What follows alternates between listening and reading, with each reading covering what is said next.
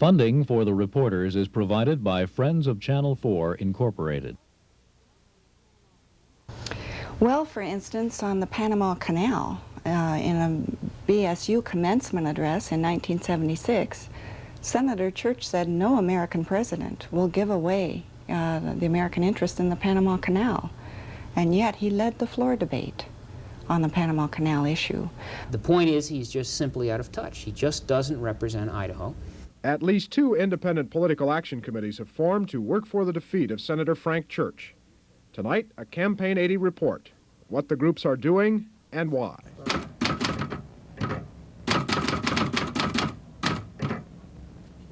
Good evening. Idaho Democratic Senator Frank Church today again lashed out at the Anyone But Church Committee for what Senator Church calls distortion and falsification of his 23 years in the U.S. Senate. Church's statements today were just the latest in a series of charge and countercharge between the senator and the ABC committee, a group that was formed earlier this year to work for his defeat in the 1980 senatorial election. If you think it's a bit early to talk 1980 politics, you're right. But the campaign, as the events of the last 2 weeks or so indicate, has already begun in earnest. And it started primarily because 2 independent political action committees have formed to, as they put it, educate the Idaho voter about Frank Church's record in the U.S. Senate. Tonight, with the leaders of the 2 main groups gunning for Frank Church, a look at what's being done already in Campaign 80. Terry Dolan is the national leader of the Conservative Political Action Committee. That's a Virginia-based group that has become, so far, the most outspoken Frank Church opponent. NPAC, as the group is called, is also out to get 4 other Democrats in the 1980 senatorial elections. George McGovern in South Dakota is on their list, so is Birch Bayh in Indiana, John Culver in Iowa, and Alan Cranston in California. But Frank Church is their #1 target. And Dolan and NPAC's efforts to get Frank Church have already generated major national media attention. Time magazine, in an article published last week, featured Dolan and his group in a story called "The New Right Takes Aim." Dolan is quoted by Time as saying that with heavy media spending in Idaho, quote, by 1980 there will be people voting against Church without remembering why, end quote. In Idaho, Don Todd is the leader of the ABC committee. ABC is now affiliated with Dolan's National Conservative Political Action Committee. ABC's television ads, radio spots, and newspaper ads have already run statewide, and all of the charges that have been made in the last couple of weeks between the 2 camps have centered on the contents of the latest ad, which charges, among other things, that Church voted against Idaho when he supported the bailout of New York City, its labor unions, bureaucrats, and politicians. That's quoting from the ad. That's a charge that Church has vigorously denied. He did so again today, saying that the New York City relief was provided by means of loans which were repaid with interest. ABC has already apologized for another part of the ad where Church is said to have voted to raise his own salary by $13,000. ABC was wrong. Church didn't vote that way. In an interview taped last week, I talked with Terry Dolan and Don Todd about the movement to get Frank Church. The interview, it should be remembered, was taped before many of the recent charges and countercharges. And we started the interview by talking about ABC's recent poll taking a look at Frank Church and the 1980 senatorial election. It was done on a random computer select. 403 telephone calls were made to registered voters. It was done during the time that our committee was running a series of radio, newspaper, and television ads here in Idaho. And after it, when our spots finished, the poll continued for a couple more days. Are the results better than you would have expected? Yes, they are. I anticipated finding Frank Church with a negative rating of about 30%, maybe a little bit lower than that, and a positive rating of about 60%. And I frankly expected to find Steve Sims in the same position. He isn't. He's in better shape than that. Still, 33% don't know, but only 20-some-odd% don't have an unfavorable impression of him. I anticipated that the electorate will be slightly to the right of center. They weren't. They were very, very conservative, far more conservative than most other people in the United States of America. And lastly, frankly, the best thing about this, and I don't mean this to be self-serving, the Idaho electorate is far more intelligent than the average electorate. They understand issues, they understand personalities. They're not confused by incumbents and their effective use of their own office perquisites, as I mentioned earlier. In most surveys like this, you will find a senator who has a similar record, a rating to Senator Church, being perceived as quite conservative because he's used his perquisites very effectively. Idaho people aren't buying that. So yeah, I'm impressed by the results of the survey and impressed by the way they understand politics. Mr. Dolan, who's paying for all of this polling and the ads that you've run on television and radio? Well, some of it has come from contribution raised in Idaho. Some of it has come from our Political Action Committee, which is a national multi-candidate political action committee which supports conservative candidates for office. If you'd like to know about the type of people that support our committee, the average contribution to our organization is about $11. And we have about 200,000 contributors nationwide, a good number of them in Idaho. So that's where most of the money's coming from. It's coming from ordinary Americans. Why is Frank Church somebody that you want to get? Well, let me start out by saying that I have nothing personal against Frank Church. Neither does anybody in this committee that I know of. Nor does, by the way, the people of the state of Idaho. They don't think he's got a personality problem or he's an ogre. I think they all believe that he honestly holds the opinions he holds without any bad motives. The point is he's just simply out of touch. He just doesn't represent Idaho. Mr. Dolan, that charge has been made about Senator Church since at least probably the early 60s, that he's out of touch with Idaho, but he's successfully been re-elected to the United States Senate 4 times. Why is he so out of touch now and he's not been in the past? I can't tell you why he isn't, but the poll indicates that he is. Sure. Mr. Todd? That charge has been made, but a lot of people didn't believe it. I think the Panama Canal issue has come to a lot of people. It was a turning point. Now they believe it. So the Panama Canal, is that kind of the central issue on which people will judge Frank Church, you think, in 1980? I think that was a turning point for him. It really hurt his credibility.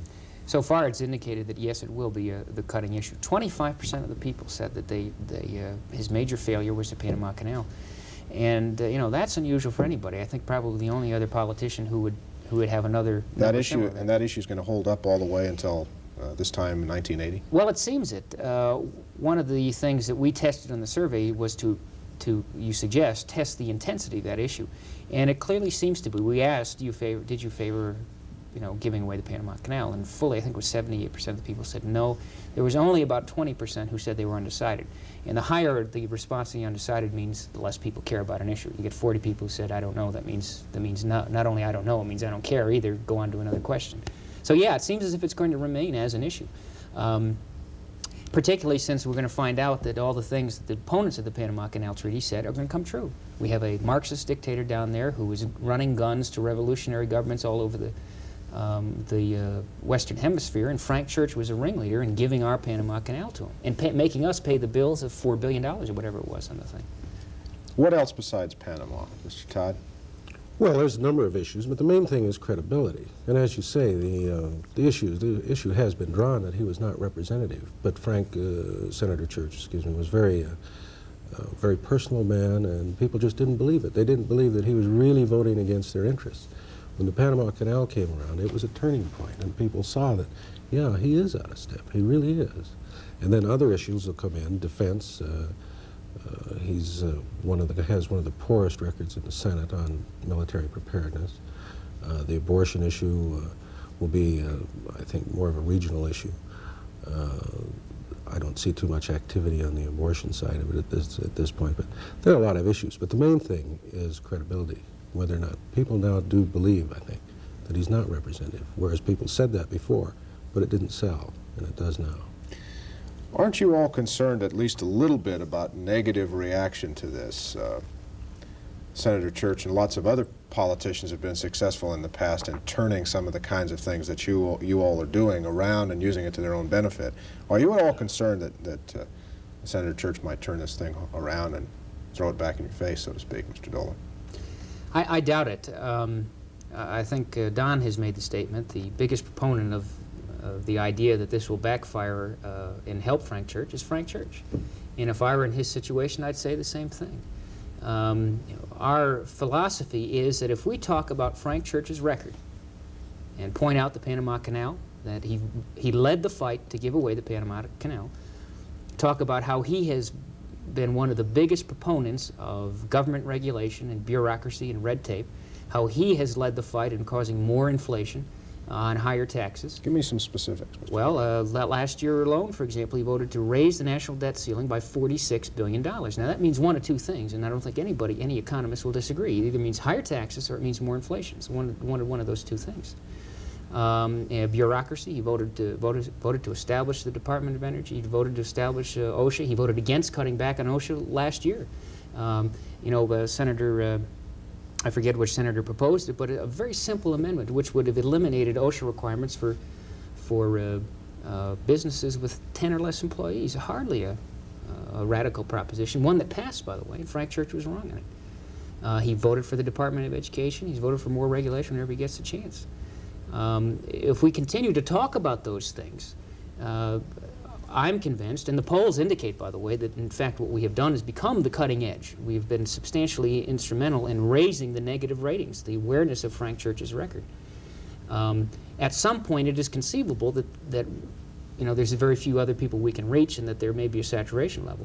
I can assure you that if that happens, we will be taking polls all the time we do anything. Anytime we see some possible negative effect, we're going to change our tack. We're going to stop, or we'll change the approach. Was there a negative effect from the ads that you ran earlier this year with the Titan missile silos and all that? Well, there certainly was against Church. There's no question about that. You recall the one thing we had in common in those commercials was Panama Canal, defense in general, and I think we've definitely raised the question about Frank Church's ability to deal with defense issues. I was not here. Maybe Don would be able to. Well, again, credibility was the problem, because the senator's answer was that he'd voted for every defense appropriation since he'd been in the Senate. Well, the people of Idaho are sophisticated enough to know that that is a debater's trick. It's a lie by omission. What he says is technically correct, but so does most everybody else in the Senate. Vote for the final bill. What Frank Church does, the people of Idaho know it, is vote against every appropriation for weapons procurement, et cetera, and try to cut that defense appropriation down just as small as he possibly can, and then he votes for the residue afterwards. And we made that point, not publicly, but through the direct mail and the word-of-mouth thing. I think he really hurt himself on it. He came back here from Washington with the idea that Idaho people are a bunch of yokels, and he could put this over on them. Let me point out, if certain members of the media pursued Senator Church's inaccurate statements, and they really are inaccurate statements, half as well as they pursued others who criticize them, we wouldn't have to exist. Let me point out two examples. Again, the statement that Don just made. He said that he has voted for every single military appropriation. Well, that's a debatable point. It's arguably just simply not true, a deceptive statement. But if you mean final appropriation bill, well, maybe he has. But certainly, I think if the media were aggressive, they would have gone after him and said, well, do you really mean that? Because in the sense that Frank Church implied it, at least the way I see he implied it, he's more conservative than Jesse Helms or Jim McClure or anybody else, and that just isn't true. Secondarily, the whole question of abortion. Well, in fact, Frank Church last year voted to give federal funds for abortions, and he tries to say he's a conservative position on abortion. The media doesn't take him up on it. His position on energy, his position on a lot of other things, I think, indicate that he's so far has been given an awful lot of free rides, and I certainly hope in the next couple of months the media will go after him on what they think might be, at best, misleading statements as they have gone after others. Well, rightly or wrongly about the media, let me ask you about what you all were charged with, misleading statements, and that's putting someone in front of the Titan missile silo and by implication, perhaps, suggesting that Frank Church had something to do with those missile silos being empty. In retrospect, is there something misleading in all of that, Mr. Todd? I certainly didn't think so. You know, we could have flown him to, could have flown Jim Golder over to Nebraska and put him in front of an ABM silo, which Frank Church did vote to develop the ABM, not to deploy it, then voted to take it down, and once it was deployed, partially, those were a symbolic thing. The word Titan missiles never mentioned in the ad. Nothing said about Titan missiles. We weren't at what was said was salt. He was for salt, that's true. That he votes against military procurement, that's true. That he voted for the Panama Canal, that's true. There's nothing misleading in that ad. It's a red herring that Senator Church latched onto to distract attention from the three things that were in the ad. So he didn't want to talk about those. He wanted to talk about where the ad was shot. I don't care whether it was shot in Omaha or in Mountain Home. What the ad said was true. I certainly hope that when and if and when any of Senator Church's commercials appear, that there'll be the same type of questioning about all the things he says, just as there was not when he said he voted for every single military appropriation, as there was not when he said he had one of the strongest defense records, or you couldn't fault him on his defense record. Well, I can produce at any time, in any place, a list of experts who will say that he has one of the worst defense records in the United States Senate. As a matter of fact, we flew Lieutenant General Dan Graham out here, who was director of the Defense Intelligence Agency, worked in a high-level position at the CIA, who just frankly came in and said he's got one of the worst records in the U.S. Senate. There's nothing wrong with searching and probing questions from anyone on images or impressions given by anybody's television or radio advertising, any type of advertising, so long as it's consistently applied. And so far, I think Frank Church's standard operating procedure has been, don't look at what they say about me, look about, who's attacking me. They're friends with somebody who might not be good, or, the deceptive types of things that are frankly done to avoid one thing, and that is his record. Just doesn't represent Idaho. The other independent political committee that's taking aim for Frank Church in 1980 is headed by longtime Idaho Republican Party organizer Helen Chenoweth. Chenoweth is a former aide to Republican Congressman Steve Sims. Sims, of course, is considered a likely opponent for Church next year. Chenoweth's committee, the Idaho Committee for Positive Change, will begin running newspaper and television ads sometime after Labor Day. I talked with Chenoweth about her efforts earlier today. There's been a duplicity in the senator's performance. He says one thing at one point in time to one group of people and says another thing to another group, or says something that's very conservative out here in Idaho, knowing this is what the Idaho voter wants to hear. But his votes have been quite different back in Washington, D.C. And it's this very duplicity that we do want to expose. Also the fact that on issues that Idaho people are concerned about, such as strong military defense, the CIA investigations, the wilderness issues, foreign aid, the senator has not been in step with the Idaho voter, and philosophically he's out of touch with the Idaho voter. Give me an example of this duplicity. Well, for instance, on the Panama Canal, in a BSU commencement address in 1976, Senator Church said no American president will give away the American interest in the Panama Canal. And yet he led the floor debate on the Panama Canal issue. We really felt before going into our statewide research that Panama may be a somewhat dead issue, but it's not. The Idaho voter is very concerned about the fact that the senator did not represent their thinking, because 78.9% of the Idaho voter was strongly opposed to the senator's stand. And yet the senator said, well, I know better. I know better than you people do. And yet we were getting word out here that it was very important that we maintain our interest, and it was morally right that we maintain our interest in the Panama Canal. So they're very concerned about that particular issue and many others. Mm-hmm. Will most of your illustrating the senator's record concentrate on foreign policy issues and defense issues, as opposed to what we might call not Idaho issues, but at least closer to Idaho issues? We're going to concentrate on both. The senator has spoken out against excessive foreign aid, and yet in the fiscal appropriations for 1979, he approved, $1,797,000,000,000, so many odd million dollars in foreign aid. Now, his statements against excessive foreign aid, which, we know many of those dollars go to some of the dictators in foreign countries and don't really benefit the rank and file member or rank and file citizen of that particular country. And Americans are very, especially Idahoans, are very disenchanted with huge foreign aid giveaways. The senator has spoken against that, and yet his vote and his position on FY79 appropriations for foreign aid is a duplicity, and that's something we wanted to point out.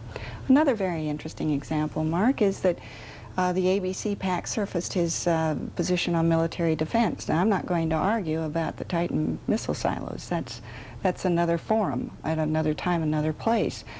But the senator's response was that, you know, I have voted for $1,244 billion or $500 billion odd dollars in defense appropriations. That sounded very good. He also said, I've never voted against the Defense Department. What he failed to tell the Idaho voter is that he has voted against those crucial amendments that go into the final package, such as voting against the B-1 bomber, you know, 3 times, voting against the cruise missile. Very interestingly, the senator took a ride in Mountain Home in an F-111 the other day and came back and reported that's a wonderful aircraft. Well, our research revealed that in 1975, the senator is on record in the Congressional Quarterly as being against the continued manufacture of the F-111. And so, you know, he's not settled down into any particular positions. And philosophically, he's not in touch with Idaho people. If he is not philosophically in touch with Idaho people, a charge that has been made for a long time about Frank Church, why has he consistently been reelected to the Senate in this state? He's one of the nation's most skilled politicians. And I think that that may not be in his favor any longer because Idahoans are not particularly enamored with politicians, and Senator Church has been there for 23 years. But very much to his credit, the senator is one of the nation's finest orators. He has a staff that's very responsive in terms of constituent letters. They have about a 24-hour turnaround time in response to constituent letters. The letters, you know, upon examination don't really reveal that much of the senator's position, but it many times makes people feel good to have heard from a senator or a congressman. It's kind of like what we call political bedside manner, and he's very good at that. So that's the #1 reason why he's been successful in being re-elected for 4 terms. Yes, and he reads the polls, and he keeps in touch with what Idaho people feel about various philosophies and issues, and when he comes out here to Idaho to campaign, he moves very closely to the Idaho thinking in his verbiage. He doesn't like to give people bad news. He doesn't necessarily like to tell it like it is, and so he, you know, always tells people the good news primarily. And this is probably Is it going too far to say that he has that he's run an almost a political shell game for 24 years, where he's been the master politician, as you suggest, that he has said one thing in Washington and said something in Idaho? What does that say about the Idaho voter, that they've been hoodwinked for 23 years? Well, Mark, I wouldn't want to be guilty of tainting the senator's personal character. But in terms of running a very skilled political operation, yes, he's one of the nation's most skilled politicians. You mentioned earlier the ABC Political Action Committee, the Anyone But Church Committee. What do you make of what they're doing? Is it complementing what you're doing? Is it hurting, helping? What? It's entirely different from what we're doing. There are 2 schools of thought in the independent expenditure. One is attack, and the other is education. And primarily, as has been revealed, the ABC committee is you know, launching out on the attack program. And they've certainly gotten the attention of the senator and the media and the people in Idaho. Our committee is primarily geared to that Republican and independent who thinks like you know, within the conservative philosophy, but always in the past has cast a very sincere vote for Senator Frank Church, simply because they've not had their record exposed to them. And we are fully convinced that once that record is exposed to them, that voter will come back home to the Republican Party, and that you know, it will result in a Republican victory in 1980. Mm-hmm. I'm sure you've heard, since the ABC committee began and since your group began that there is a nagging suspicion that somehow either or both of you are connected with Steve Sims, who is universally regarded as the likely candidate to oppose Frank Church. Especially your connection because you at one time, up until a year or so ago, worked for Steve Sims. How do you respond to that suspicion that definitely does exist? I can respond very simply, Mark. This simply is not the case. The law is very clear. There is no areas of gray in the way the law has been constructed. You may not cooperate with a candidate. And although the congressman is not a candidate, still the prevailing idea is in Idaho that he probably will be the candidate.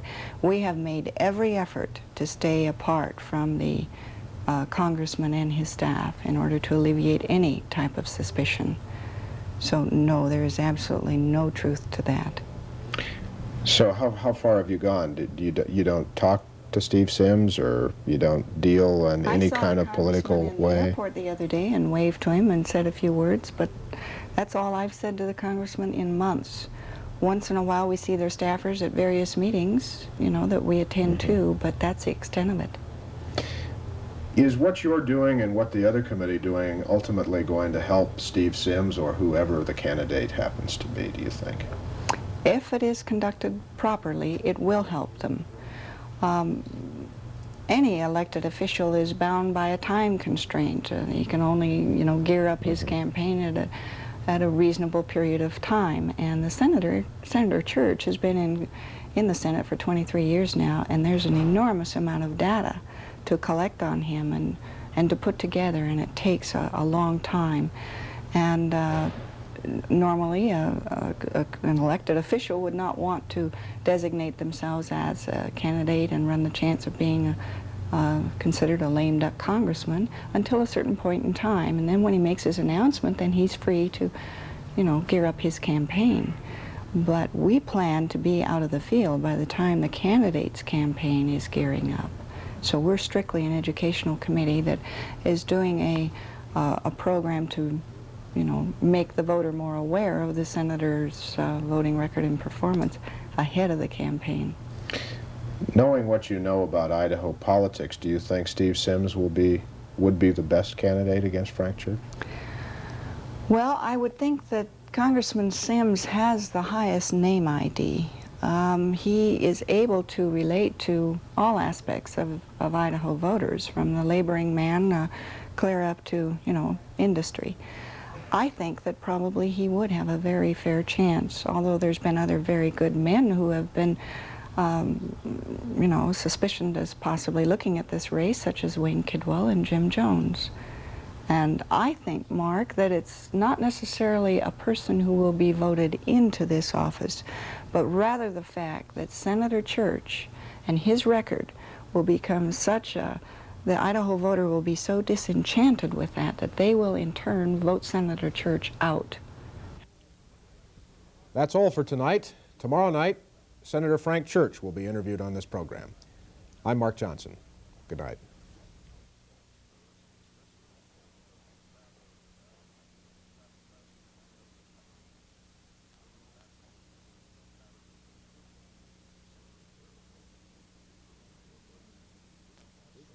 This program was produced by KAID-TV, which is solely responsible for its content. Funding for the reporters is provided by Friends of Channel 4, Incorporated.